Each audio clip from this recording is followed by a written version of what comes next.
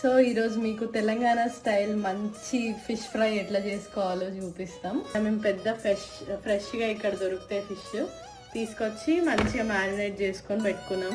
ముందు రోజే మ్యారినేట్ చేసుకొని ఫ్రిడ్జ్లో పెట్టుకుంటే మంచిగా పట్టుకుంటుంది అని చెప్పి పెట్టేసుకున్నాం. సో మసాలా పేస్ట్ ఎట్లా రెడీ చేసుకోవాలో మీకు క్విక్గా చెప్తా. వీడియో తీయడం మర్చిపోయినాము, బట్ మీకు ఇంగ్రీడియంట్స్ ఏమేమి చేసుకోవాలో, ఈ మసాలా ముద్ద ఎట్లా రెడీ చేసుకోవాలో చెప్తా.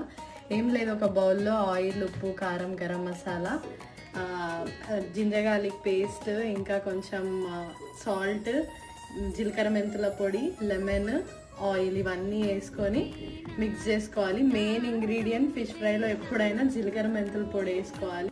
సో ఏం లేదు, ఇంకా ఈ మసాలా మంచిగా మ్యారినేట్ అయిపోయింది కాబట్టి దీన్ని ఇప్పుడు మంచిగా ఫ్రై చేసేసుకొని తినేది.